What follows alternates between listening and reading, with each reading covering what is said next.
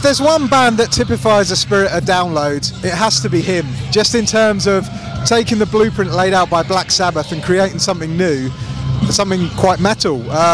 Over to you, Ville. Would you agree with that? Quite metal. Thank you very much, sir. So we're just quite metal. Oh, well, close enough. Close enough, yeah. To be honest with you, I don't know. I think that we're kind of outsiders when it comes to that with this particular festival. Obviously, there are idols such as Maiden. You know, one of the reasons why I started playing music in the first place. But then again, you know, we've always been, not always, but a lot of times been interpreted as being a bit too sentimental and weepy to be metal. But that's the reason to come back and try to prove you know, people wrong. If him was a bass element in a metal, what would that be?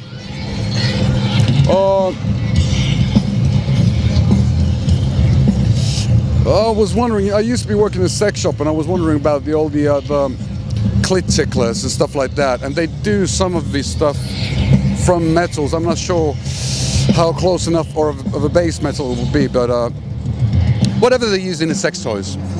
Okay, so if you were to melt down a bunch of sex toys, you get him in metal form? Yeah, at least the drummer. And a drummer joke, always good. Well, you have to. Back in Finland, we actually have bass jokes, bass player jokes. So that's, yeah, fair enough. Yeah. So bass metal in itself, you know, is not half bad for us Finns. So how's your Download experience though? You enjoying yourself? So far, yeah. It's not. The weather's kind of amazing, isn't it? For Download, we've been here gazillion times before, and it's always been a. You know, it is what it is. It's noisy.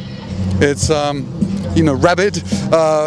VIP area people hanging about and usually getting way more sloshed than the properly behaved hunters, and that's nice for a change, isn't it? You know, it's always chaos in the VIP area. That's very, very true. Is it difficult tailoring a set to a festival crowd compared to playing a headline show?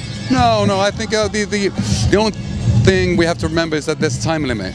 You know, today we're normally playing out on tour, we're doing 1 hour 40 minutes or something, and today we've got maybe 65 minutes.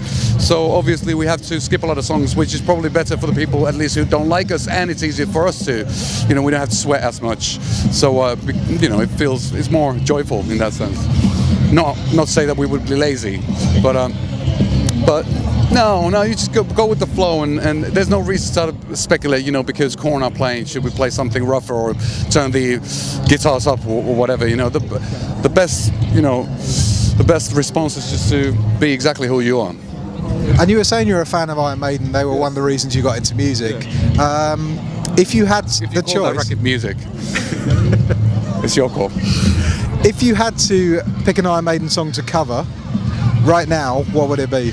Long distance of the the loneliness of the long distance runner from somewhere in town.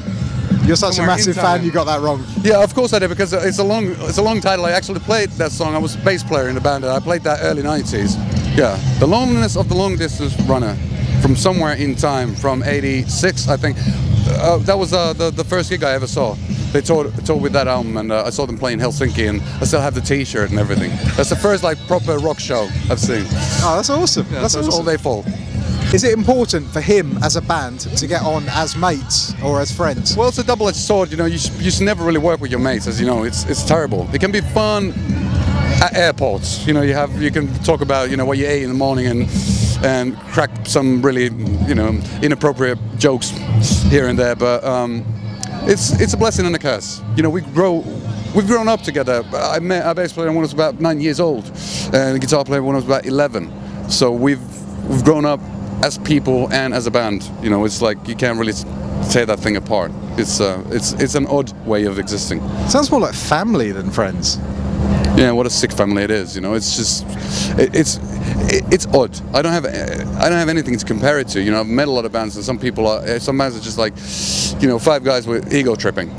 You know, and in this case, it seems that we're like, you know, this 5-piece puzzle. Everybody's got a different role in the band. Somebody's the thinker, the joker, and you know, and I'm the Hitler.